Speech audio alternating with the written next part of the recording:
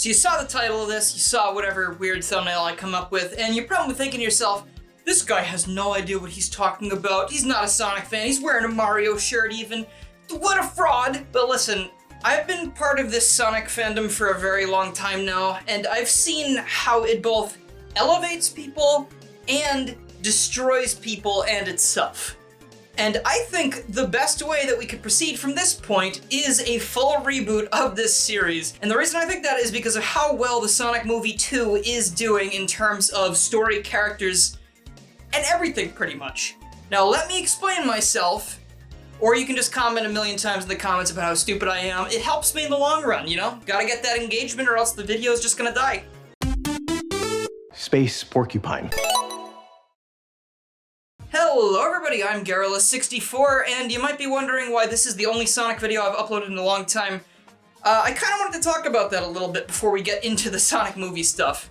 Also, there will be spoilers for the movie, so if you haven't seen it yet, be a little bit cautious here. Basically, the reason I don't want to make videos on Sonic anymore, or, you know, very, very infrequently rather, is because I've been doing YouTube like this for around 5 years now, and if you talk about the same thing for 5 years straight, you inevitably stop enjoying it as much. I'm not saying that I dislike Sonic Mania or Sonic Generations or Adventure or any of the games I claim to enjoy. I know a lot of people just say I don't like Sonic at all, but that's not true. I am just tired of talking about things like this because you know what happens is I play a new Sonic game to review it, I make the video, and then people go, oh my gosh, he didn't like it, I don't like that you didn't like that, and then they go, okay, but where's the next video? And I'm not sure what you're expecting, those specific people, because I'm probably not gonna like the next one either, because I can probably count the amount of good entries in this franchise in like one hand.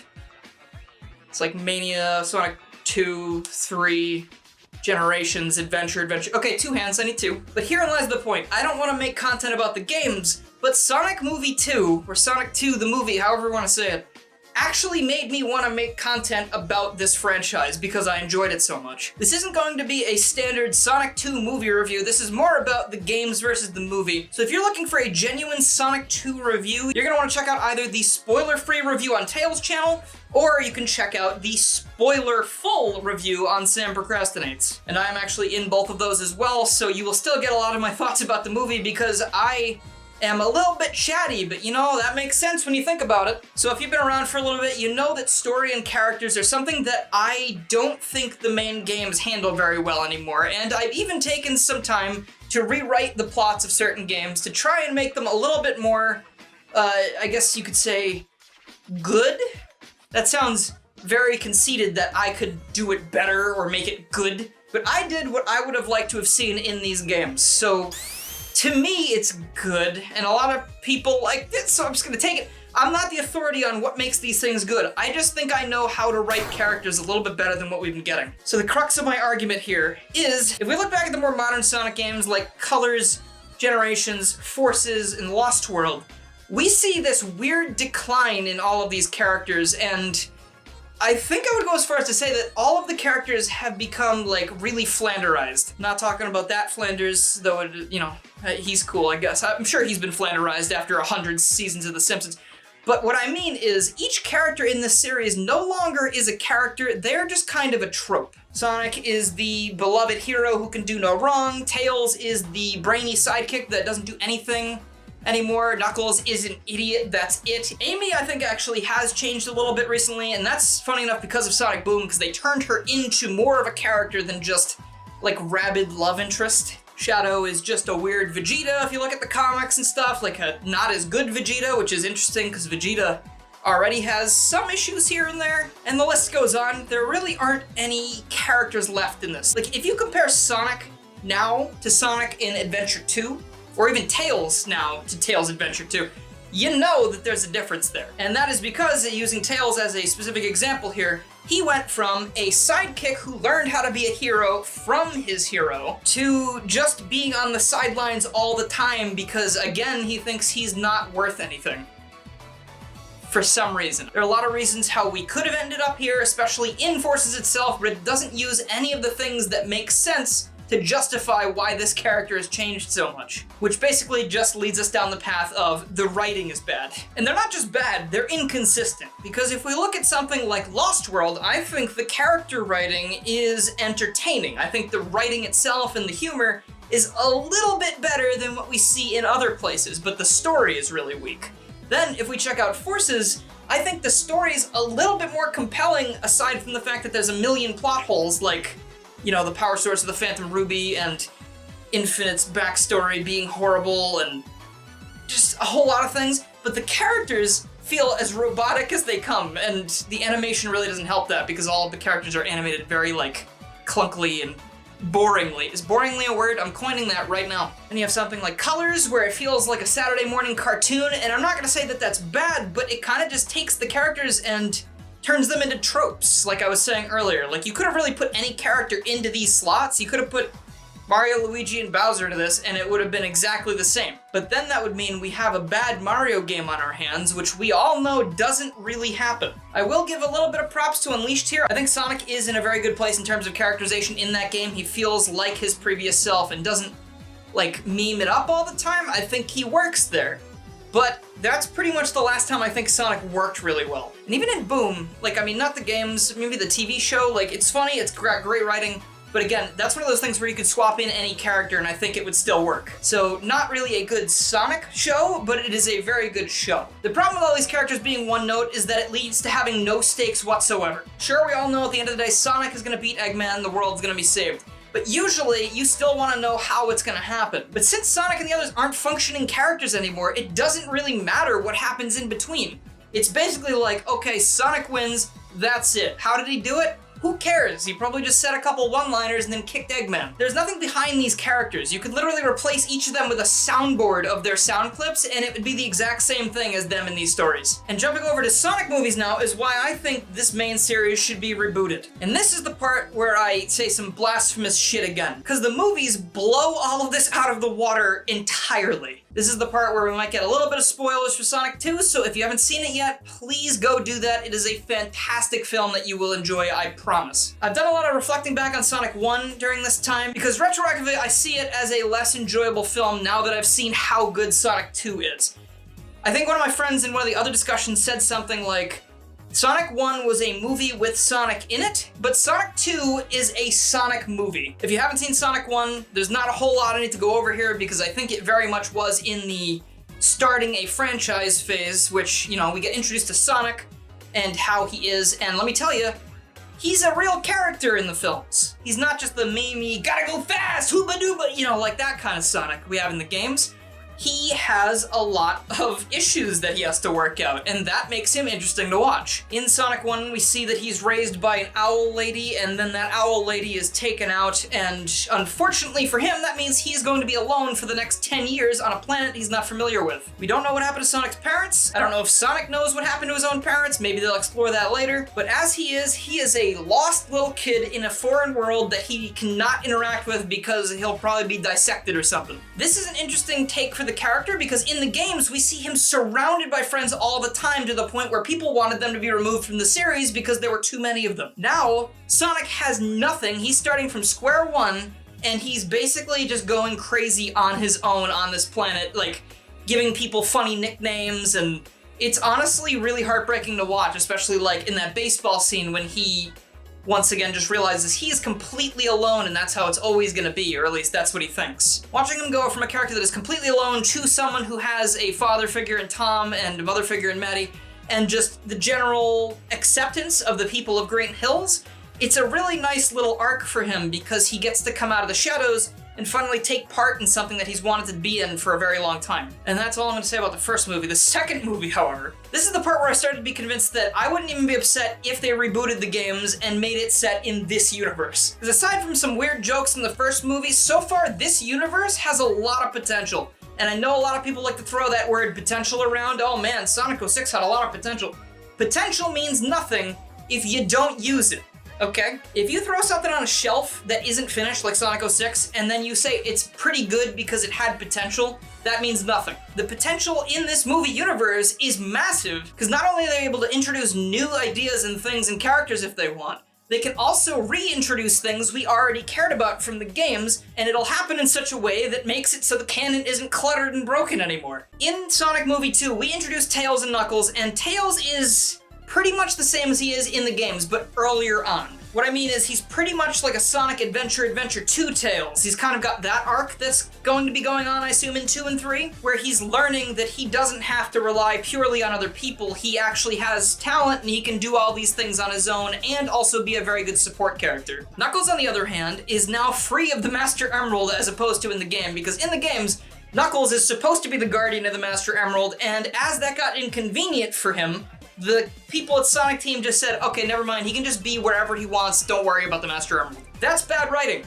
This Knuckles has a completely different mission that still involves the Master Emerald, but he also has a lot of stake in this personally, because Sonic is the reason that almost his entire family is dead, at least indirectly. So that's what I mean when we should have a reboot. Like, the canon here is very strong, because there's nothing that's gonna get people all tripped up and bent out of shape like a lot of the stuff we see in modern Sonic games. For instance, we have, like, you know, the appearance of Chaos in Sonic Forces, and everyone's like, Chaos? That's not good. But not one time does Knuckles say, is the Master Emerald okay? Or anything to that degree. He doesn't, you know, pull out a picture from his wallet and check and, you know, like, oh, I love this thing, I hope it's okay. He doesn't go back to Angel Island, he doesn't do anything. Like, that's just broken. For that same reason, we also have a whole bunch of other characters that could be worrying or wondering about other things, but we don't even know what's canon anymore, because we've heard everything's canon, but at the same time, it doesn't feel like a whole lot before Sonic Forces even matters. Like, you could probably throw someone into Sonic Forces, their first Sonic game, and it wouldn't matter so much. And I think that's because they're trying to appeal to as broad amount of people as possible, but that also alienates the fans who have questions like this. Reinventing these characters for the movie and putting them into a new setting clears all of that up. I'm not saying that we specifically need to be in the movie universe for the next games, because I think people would probably have a problem with that, but I think having a clean reboot of this stuff would work really well. We take the characters we like, we take new things that we want to see, and we put them all into one unified little timeline that doesn't have to have anyone fight over what used to be canon or anything. You could leave the IDW comics as a link back to the modern series, but you know, it's really hard to even get into those sometimes because they have to follow that original timeline that is honestly really hard to follow at this point. Rounding back to characters, let's look at Sonic, Tails, and Knuckles as a team, okay? This is another thing that's missing from the games that the movie, and i.e. a reboot, could also work very well with. We know the dynamics of Sonic, Tails, Knuckles, these characters in the games. We're told that they're friends, we're told that Sonic and Tails are best friends, but there's not really a whole lot that shows that in the games. Like, it's not very believable anymore. In Sonic 2, we show Sonic and Tails interacting for the first time, and it shows their progression from Sonic being like, who is this guy? To, this is my buddy and I'll do anything to protect him and he has my back completely. By building that up in this new continuity, I totally buy that they're friends, and now you can have arcs where maybe the friendship is challenged or the friendship goes stronger. It can go either way, really. Sonic and Knuckles' relationship in this movie is a really, really interesting one because it kind of harkens back to Knuckles' original appearance where he's an antagonist and a very big threat for Sonic. Like it or not, Knuckles used to be Sonic's biggest rival, and then eventually, once they were done with him and Shadow came out, they just threw Knuckles away and turned him into this big idiot. And Knuckles is still a little bit of an idiot in this movie. That's not something they threw out wholesale, which is not 100% what I was hoping for, but the way they did it in this movie works a lot better than anything they've done in the games in a long time. Like, in the games, Knuckles is an idiot to the point where he's getting, like, hundreds of people killed in Sonic Forces, like he's literally a war criminal. But in the movie, they go back to this mysterious antagonist Knuckles who has his own motives. You know, his entire family is gone and he's got to try and find the emerald to make that right, I guess. And of course, he's still a little bit of a bonehead, but that's because he just doesn't know about a lot of things, as opposed to him being stupid just for comedic effect. It's understandable, it's relatable. Not that my entire family was killed by an owl, but you know, it's relatable in the sense that he's a fish out of water trying to fit in. Sonic and him are also able to connect over the loss that they both had in their lives. And that is something that makes this character dynamic really, really strong, because Knuckles isn't sure if he wants to trust, especially after Eggman takes advantage of him to steal the Master Emerald. But with Sonic being a genuine person who is the opposite of Eggman, and Knuckles notices this throughout the film. Knuckles is able to trust Sonic and Tails, and the three of them can team up and work well together. So far in the movies, we haven't seen interactions between Knuckles and Tails a ton, but I think in movie 3, it would probably be nice to split Sonic and Tails up and have Knuckles and Tails hang out a little bit, because that's the really smart guy and sort of guy that needs the smart guy to, like, it's Brains and Brawn. Brains and Brawn work really well together. I think they could forge a very good friendship, more than they already have. To circle back to what I said earlier about, stakes being absolutely gone in the games, in the movie, I still feel like there are stakes. We know that Sonic is gonna win, but the adventure to the point where he does win is what I wanna see, because this character is full of life and actually feels like a developed person that we're watching go through these troubles. And when you add Tails, Knuckles, Tom, Maddie, all of these characters into the mix, it makes a very entertaining squad that has different strengths and weaknesses that they can then, like, cover for each other. It's kind of like what the Resistance would have been if they had any form of good writing in that game. I don't know if you can tell I didn't have a script for this. It's just a lot of stuff I've been thinking about while, doing discussions and driving around, and just all of this stuff where Sonic permeates my brain because I just can't help it. I'm just so excited about this movie's new take on these characters because it shows that all of this can work. And we can take the things we like from the past and bring them into a nice new tidy pile that everyone can enjoy. Of course, games need to worry about gameplay as well as story, but they're failing on both sides of that for the last, 10 years, excluding Mania. Obviously, a movie only has to worry about characters and story and all that stuff. They don't need to worry about gameplay, so they have more time to put into the stuff that matters for the movie. But that's why the jobs in a game development studio are split up like that. There should be people that can come up with something good for this. Hell, unify the game universe and the movie universe, reboot the game universe completely, and just start putting things in that we want to see. I don't know, dude. I just think that a reboot would probably be the best for this franchise at this point because it's too divided and it's too broken. I don't know, dude. I don't think there's any way for this series to be completely fixed unless we do a little bit of a clean slate here. And that's what the movie is showing us. It shows that if these things are done in the correct way, they can be fantastic. And now I will retreat because the Sonic fandom is going to be very angry at me. I'm very sorry for my opinions. But, I just like a little bit of pathos in my characters. The pathos of Knuckles the Echidna, that's not something I ever thought I would say. But it is also a very fun thing to think about. Just make your characters real characters. That is one of the most important things in any story. And as for gameplay, they should probably turn it into a visual novel cut. Okay, obviously that was a joke. I don't actually want a visual novel Sonic game. But they gotta find some gameplay style that works, and it's gonna be pretty difficult to do that because everyone has a different idea of what that should be. I'm just here to tell you that I think they could be writing things a lot better, and a reboot would do us very well. But if you made it this far, please let me know down in the comments, because not a lot of people will do that. Because a lot of people just duck out after 2 minutes and be like, yes, I think I've seen the entire video. It's not. This is gonna be 5, 6, 10 minutes video maybe. But if you like this video and you haven't already, please make sure you subscribe, click the bell, follow my Twitter, and join the Discord to keep up with more Sonic, which is gonna be very occasional, and other things that aren't Sonic, because I do a lot of things. I'd also like to give a huge thank you to my current supporters who are Chaotic Mercenary, Brady Hilkemeyer, Mimic, Noah Wizbios, Danny Lee Dauber, Minty, Ty Little Tech Guy, Jeremy, Dax, Crystal, PM13, Chaosk, Dork in a Hat, Mega Travicone. And on Patreon we have Takayaki Chow, Noah Wizbios again, and John the Real Waluigi. Thanks also everybody to supporting in the $1 tiers. It really means a lot and does help. If you'd like to join the channel and get benefits such as a bunch of exclusive members-only videos, you can click up there to check out those videos once you click the join button below. And it really means a lot. I do appreciate it. I love doing this stuff for you guys, and I've got a lot of really big projects coming out soon. So if you like me, join up. I'll see you guys soon. Thank you so much for watching, and have a wonderful day.